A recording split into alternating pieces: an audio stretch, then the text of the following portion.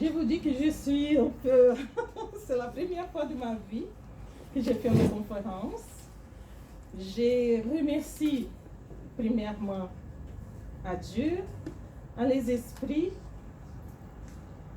à Jeanne d'Arc et aussi ma mère et mon assistante, parce que sans elle, je pourrais rien faire là.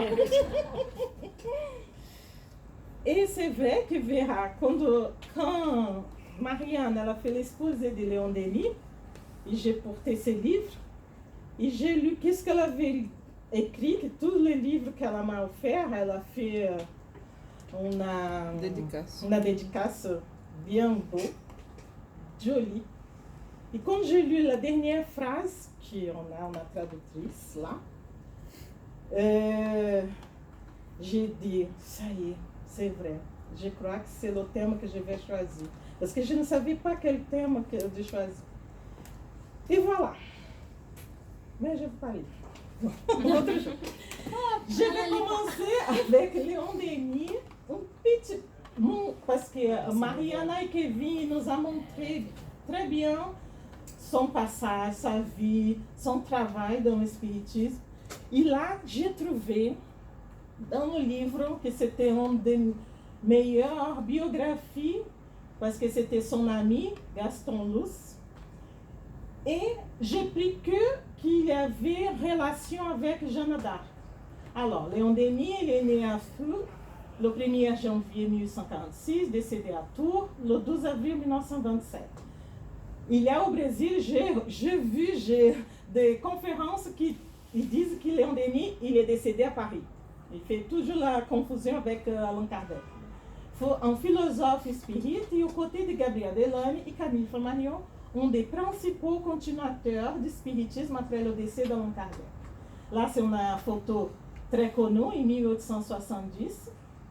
Et Jeanne d'Arc, née le 6 janvier 1412 à Domremy, village de Douché, Douché des Bars, actuellement dans le département des Vosges, en Lorraine. Est morte sur le bûcher le 30 mai 1431 à Rouen, capitale du duché de Normandie, alors possession du royaume d'Angleterre, est une héroïne de l'histoire de France, chef de guerre et sainte de l'Église. Léon Denis servit par un don naturel pour l'élocution. Il s'entraîne à la parole. Orateur écouté de la loge maçonnique de Montfil, il a effectué un travail considérable. Le groupe de la rue des Cygnes à Tours s'est renforcé d'une recrue notoire, le capitaine Armand. Les séances reprennent avec un nouvel entrant chez le docteur Aguzeli à son contact. Léon Denis, qui était déjà médium écrivain, devient voyant. Ça, je me rappelais de Laurent, qui m'a demandé s'il était médium. Voilà. Il reconstituait à l'état d'éveil des séances impressionnantes de l'histoire médiévale et de l'histoire ancienne. Et Sorel est le bon génie durant l'esprit contrôle. Je n'ai pas trouvé encore, mais hier, en cherchant dans l'histoire de France, sur Internet, durant, je ne me rappelle plus le nom, il était le mari de sa cousine. Le nom, je ne sais pas si c'est le même esprit. Je vais encore chercher pour jusqu'à la fin donner cette réponse, parce que là c'est l'esprit qui vient avec Sorella pour le groupe qui passait des messages, beaucoup de messages. Et les belles séances de la rue des Cygnes devaient continuer chaque semaine jusqu'en 1876. 17. Dans la nuit de 31 décembre au 1er janvier 1873, une assemblée nombreuse d'esprits emplit tout à coup la salle dont les murs et le plafond se couvrent d'étincelles fluidiques. C'est le 19 février 1873 que Léon subit ses premiers examens devant 5 maîtres spirites, assisté par Sorella. Il lit son deuxième discours tout est bien, lui dit-on, à part quelques points de détail. Le 31 juillet 1873, une révélation lui est faite. Dans ses vies antérieures, il pénètre le secret qui doit illuminer toute sa destinée. Il retrouve dans Sorella une incarnation de Jeanne d'Arc, à laquelle il consacrera une majeure partie de sa vie et de son œuvre. Le 20 août de la même année, Léon Denis et ses amis, Aguzoli et le capitaine Armand, apprennent dans quelques circonstances se fit jadis leur première rencontre à l'issue d'un combat naval sur Louis XIV. Et en 1895 et 1896, il se consacre à différents exposés du problème de la vie et de la destinée, l'idée de Dieu et le miracle de Jeanne d'Arc. Là, il a voyagé dans la France et là, il a bien parlé de Jeanne d'Arc.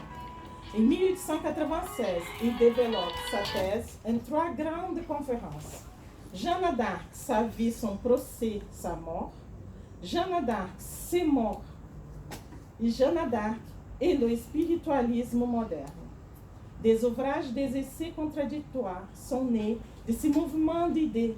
En 1897, année record, puisqu'il effectue 25 conférences sur ces sujets. Ah, j'ai trouvé mignon quand j'ai trouvé cette photo avec sa maman. Jamais j'avais vu. C'était là. En 1903, son sujet de prédilection sera Jeanne d'Arc. Sa mère décédera cette année-là et ses obsèques auront lieu à Tours le 19 novembre. Léon Denis ne manquait jamais de lui écrire au cours de ses voyages pour la tenir au courant de ses succès ou de ses échecs oratoires. Lorsqu'il rentrait à Tours, rue de l'Alme, il retrouvait grâce à elle l'ambiance paisible qui lui était nécessaire. Et en 1906, un scandale éclate chez les spirites parisiens. Un médium nommé Miller, résident à San Francisco, donne des séances de matérialisation. Il a un don médiumnique indéniable, avec en plus un talent accompli d'illusionniste. Les gens exercés ne sont pas longs à découvrir les supercheries, mais ils s'y taisent par politesse. Léon Denis, qui a parlé favorablement de Miller, se tient sur ses gardes et pousse les scrupules jusqu'à le prévenir de s'engager à renoncer à ses supercheries. Miller nie tout. Léon Denis n'hésite plus. Il faut publier la vérité. L'article qu'il fait paraître est ferme et mesuré. Et voilà, vous allez comprendre pourquoi j'ai mis ces scandales. C'est au milieu de l'affaire Miller, 1906, qui paraît la vérité sur Jeanne d'Arc. Léon Denis, qui des révélations personnelles ont déclaré, ne cesse depuis sa jeunesse de méditer sur le mystère de la vie et de la mort de notre héroïne nationale.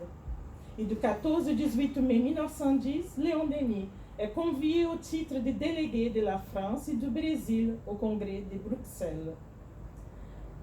Excuse-moi, s'il y a quelque part que je ne me rappelais plus, si je répète, qu'est-ce que vous allez... Non, mais il y a des choses qu'on n'a absolument pas dit, donc c'est très bien. Oui, parce que je ne me rappelais plus, c'est là. ça complète. Ouais. Oui, ça complète. Et tout ce que j'ai trouvé sur Jeanne d'Arc, là, je vais présenter. En 1912, le livre paraît sous un titre nouveau, Jeanne d'Arc, médium. C'est celui-là. Voilà, c'est ça. Mais je vais montrer la photo que tu as.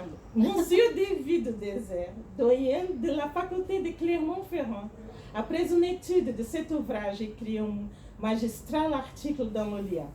Il termine l'article en opposant le livre de Léon Denis à celui d'Anatole France, ayant trait au même sujet.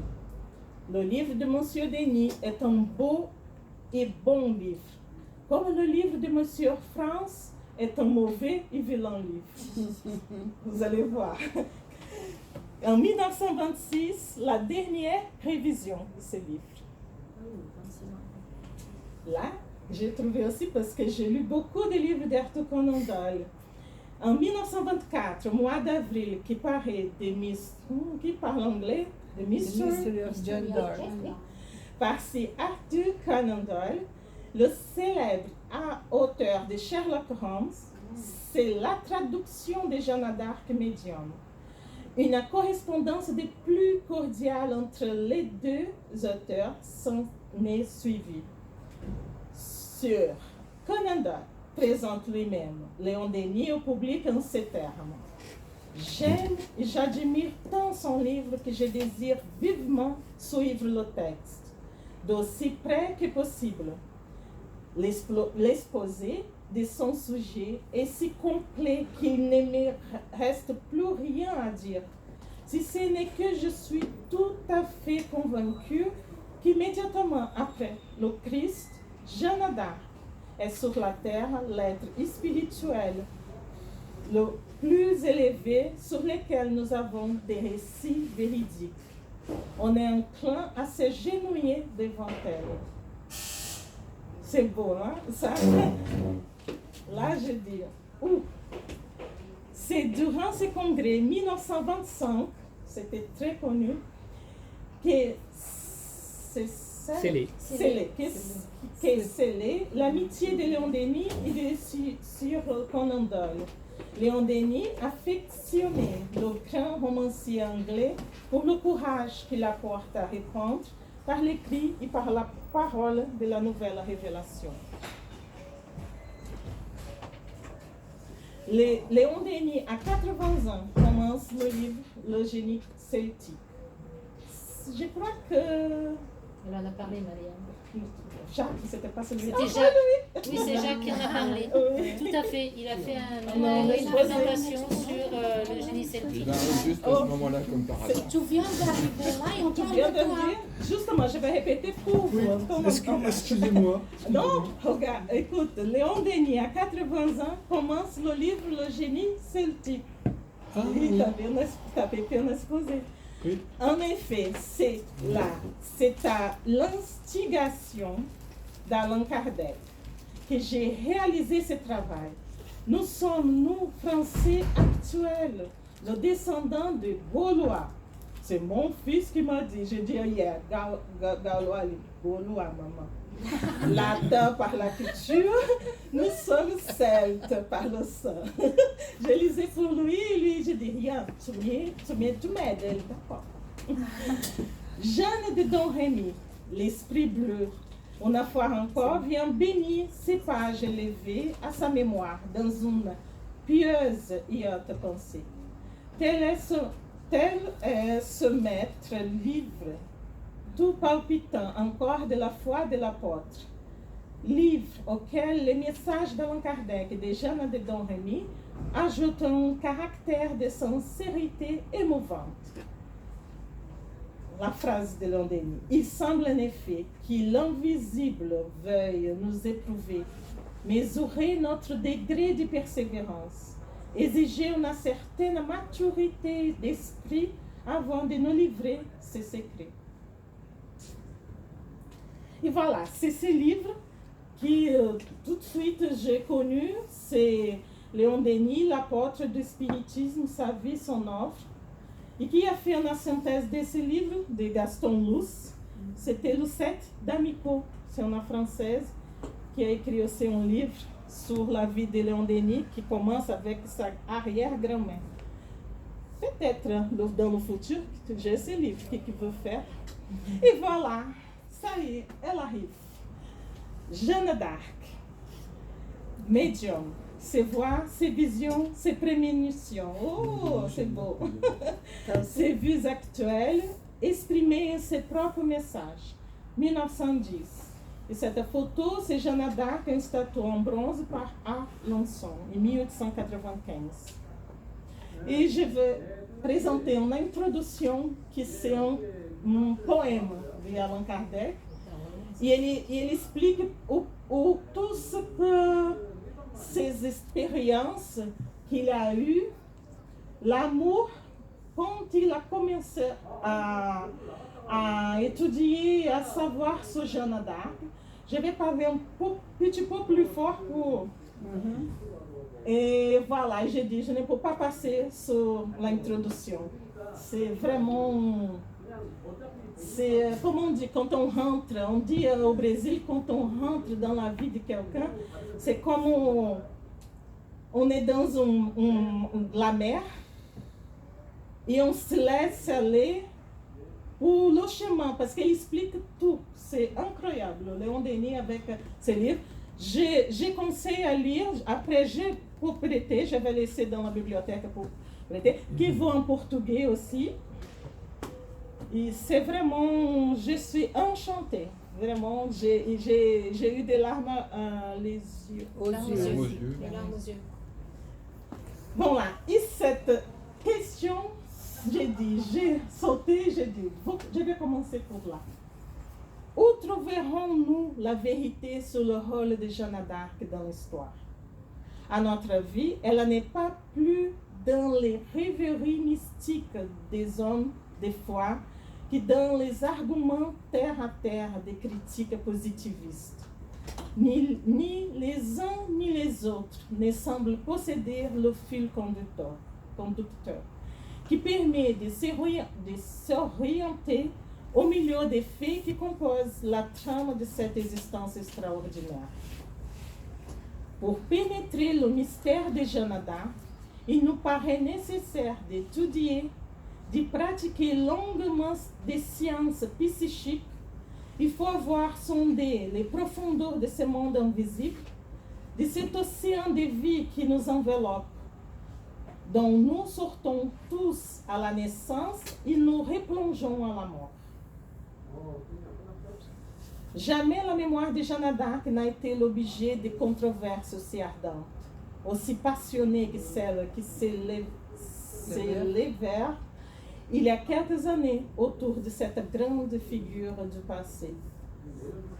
Et vous, tout ce que vous sentez, vous pouvez parler. Hein? J'ai toujours le doute, c'est tandis ou tandis? Tandis. Tandis que. Non, c'est tandis. Tandis que. Ah, Parce que il faut parler l'OS. Tandis que. Voilà. Je suis d'accord avec ma. Il a un doute là. Non, non. Tandis Dis que. pas taillé. Ça dépend. Tandis que. On peut dire les deux. Tu peux changer. Ça dépend de la province. Tu peux Voilà. Tu peux faire les deux. Tandis si tu es que. en Alsace, Tu ou si peux t'es, faire les tandis que. Voilà. Tandis que, d'une part, tandis que, Alpins. c'est bon. Les Hein. deux. Ah, Tandis les que, deux. c'est plus En joli. fait, au nord, on dit tandis que, et puis au sud, on dit tandis que. Absolument. On cherche à l'accaparer, ça também pour moi c'était nouveau, et à renfermer sa personnalité dans le paradis catholique. D'un autre côté, par une tactique tantôt brutale avec Monsieur Talamas et Henri Béranger, tantôt habile et savante, et servie par un talent hors de pair avec Monsieur Anatole France. On s'efforçait d'amoindrir son prestige et de réduire sa mission aux proportions d'un simple fait épisodique. Je n'ai pas laissé passer ça parce que pour montrer que c'est pas qu'aujourd'hui. Aujourd'hui, on peut dire un peu moins, mais les spirites, ils étaient toujours critiqués, jugés. Ils étaient comme elle, la pauvre, elle était comme une sorcière. Então là, c'était les deux plus qu'il faisait beaucoup de critiques dans ses livres, parce qu'il a fait ses livres contre Jeanne d'Arc. Il y a des autres aussi, mais j'ai mis que celui-là. Comment pourrait-il comprendre Jeanne, ces écrivains dont la pensée ne s'est jamais élevée au-dessus du cercle des contingences terrestres, de l'horizon étroit d'un monde inférieur et matériel, qui n'ont jamais abordé les perspectives de l'au-delà. Voilà, c'est le jugement sans la connaissance de fait, qu'est-ce qui se passait avec elle. Et depuis 50 années, tout ensemble de faits, de manifestations, de découvertes, apporte un jour nouveau sur ces vastes aspects de la vie, pressentis de tout temps, mais sur lesquels nous n'avions jusqu'ici que des données vagues et incertaines. Voilà, qui veut lire?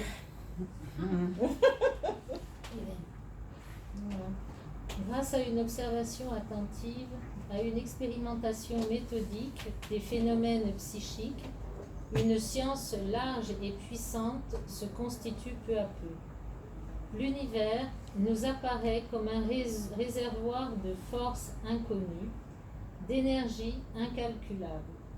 Un infini vertigineux s'ouvre à la pensée, infini de réalité, de forme, de puissance vitale, qui échappait à nos sens et dont certaines manifestations ont pu être mesurées avec une plus grande précision à l'aide d'appareils enregistreurs. Appareils enregistreurs. Je ne dis pas de quels appareils enregistreurs, ce sont les êtres humains qui enregistrent, qui psychographient, qui... Non. Non, je pense qu'il parle de découvertes astronomiques. Voilà. À mon Parce avis, que hein, c'est cette c'est époque-là. l'avancée. Des instruments d'observation. Parce que bon, il chemine toujours avec la science, fait toujours référence à la science. Moi, appareil enregistreur, je vois des nouvelles découvertes en optique. Et Dans cette époque. dans cette époque-là, dans le foisonnement des découvertes. Oui, c'est l'époque des Avec Camille magnétophones, Flammarion tout à ça, l'époque, ça commence. Hein. Voilà, c'est ça. Magnétophone. Enfin, ils commencent à 1900. enregistrer, ils peuvent commencer à enregistrer sur... 1857. Non, pardon. 1900. Là, 1910. 1900. Peut-être pas la voix, mais en tout cas, ils commencent à pouvoir Ouais.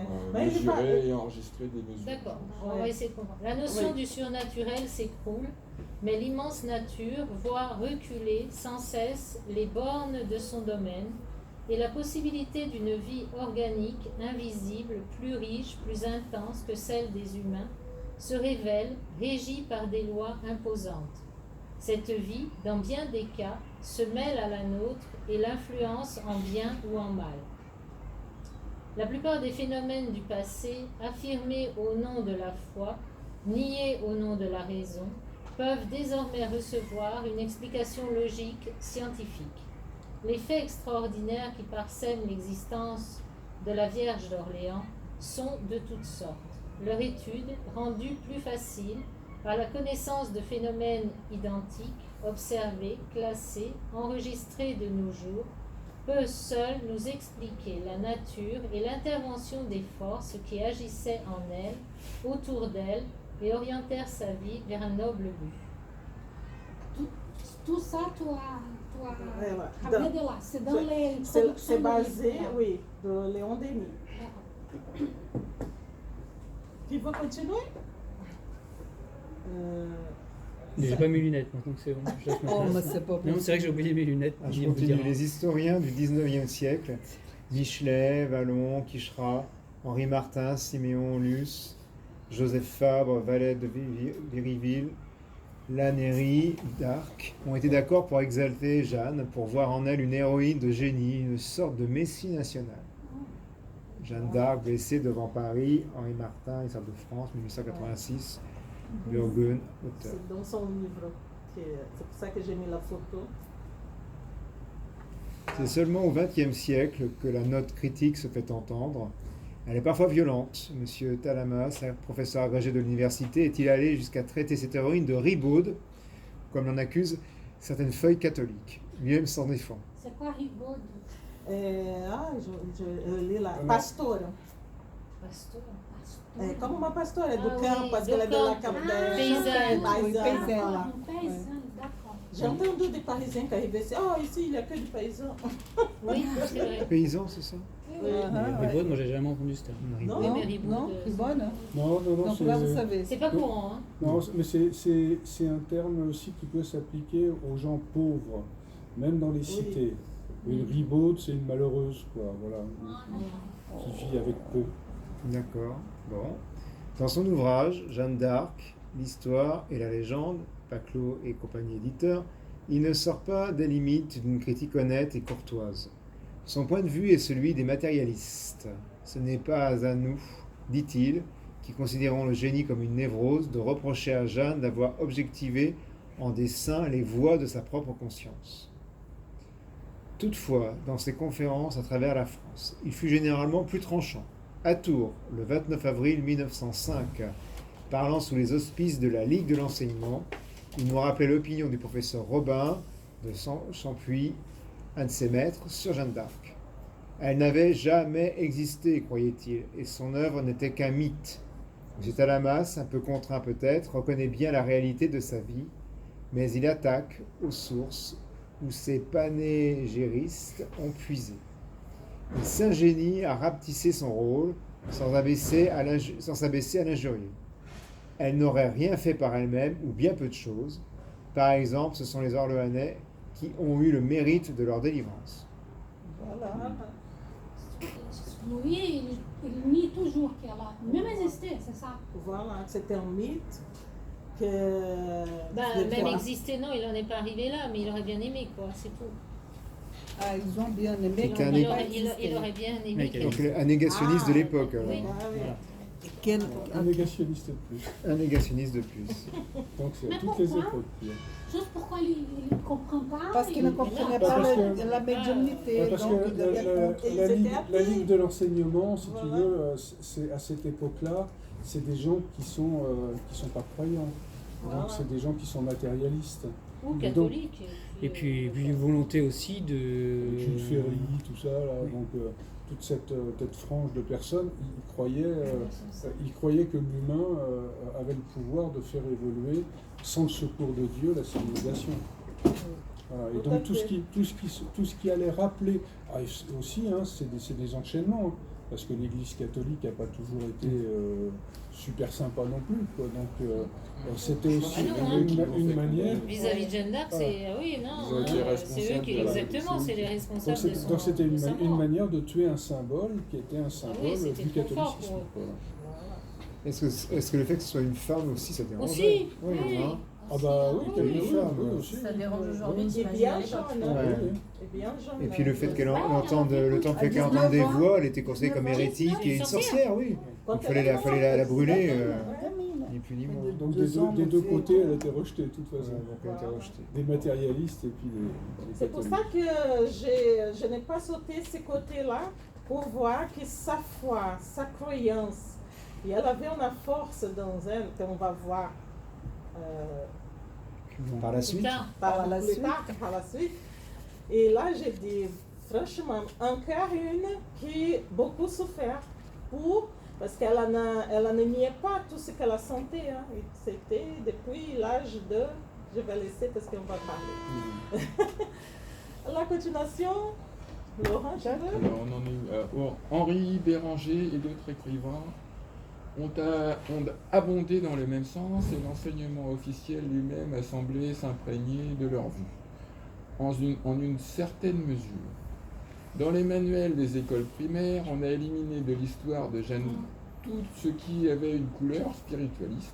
Et ça continue. Il Parce n'y que est mon plus fils, pardon. question de ses voix, c'est toujours la voix de la conscience qui la Faut jamais guide. lui donner la Je te parole. laisse la parole. Non, c'est bon. je tiens à la prise. Parce que moi, j'ai demandé ça à mon fils. Il savait que le côté de la guerre, qu'est-ce Ah oui, qu'il c'est a tout ce qu'on nous fait. enseigne. Mais le côté en France. spirituel, on ne parle pas dans l'école française. Dans l'école de mon fils. Hein. Non, mais Non, dans tout- toutes les écoles.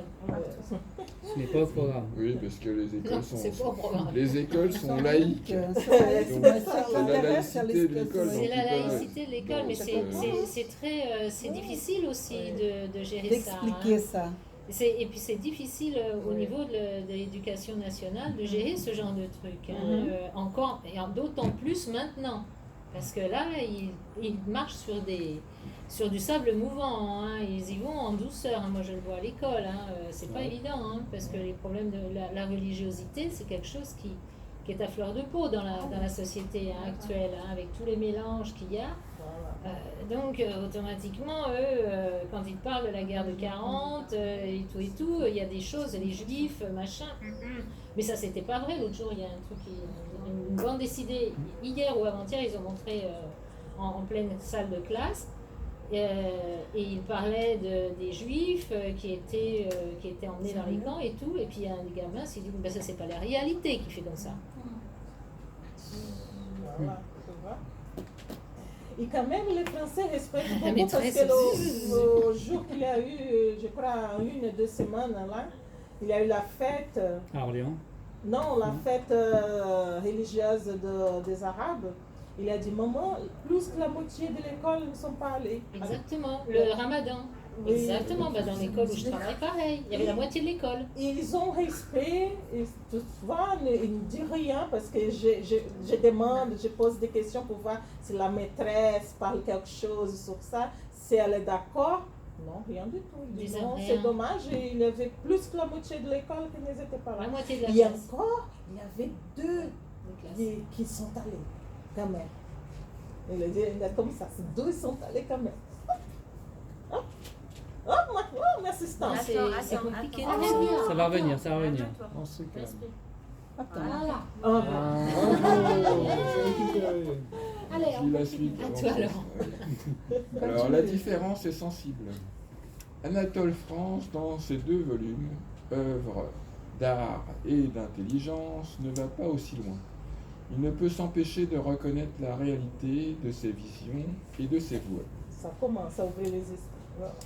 Le point capital de la question, c'est l'existence de forces occultes que les matérialistes ignorent, de puissances invisibles, non pas surnaturelles et miraculeuses comme ils le prétendent, mais appartenant à des domaines de la nature qu'ils n'ont pas explorés.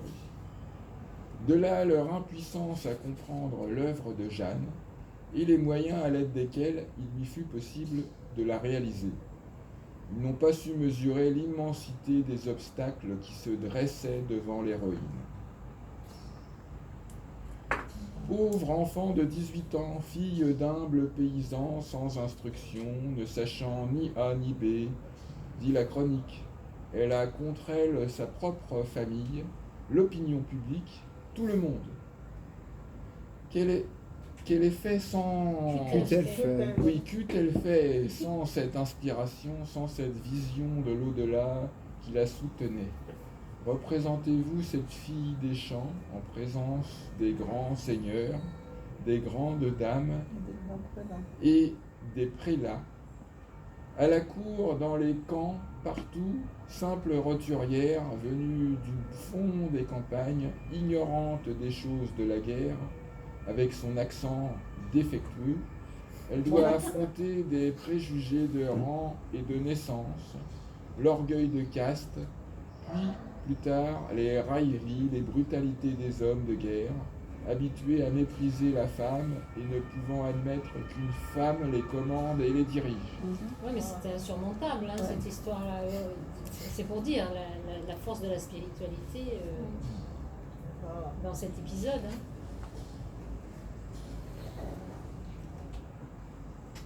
Tu veux continuer?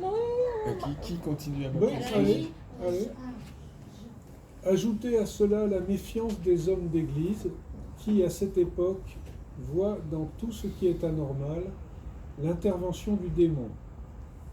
Ils ne lui pardonneront pas d'agir en dehors d'eux, de leur autorité, et ce sera là surtout la cause de sa perte. Imaginez la curiosité malsaine de tous, et particulièrement des soudards, au milieu desquels, vierge sans tache, il lui faut vivre constamment, endurer les fatigues, les pénibles chevauchées, le poids écrasant d'une armure de fer, coucher sur la dure, sous la tente, les longues nuits du camp, avec les soucis, les préoccupations accablantes de sa tâche ardue. Je continue ? Oui. Alors, pendant sa courte carrière, elle surmonte tous les obstacles et d'un peuple divisé, déchiré par 1000 factions, démoralisé, exténué par la famine, la peste et toutes les misères d'une guerre qui dure depuis près de 100 ans, elle fera une nation victorieuse. Alors ça durera quand même pas longtemps, la victoire. Parce que, Et ça passe quand même Oui, de oui. son... Mais néanmoins, elle Mais- l'aura obtenu. Oui, elle aura marqué.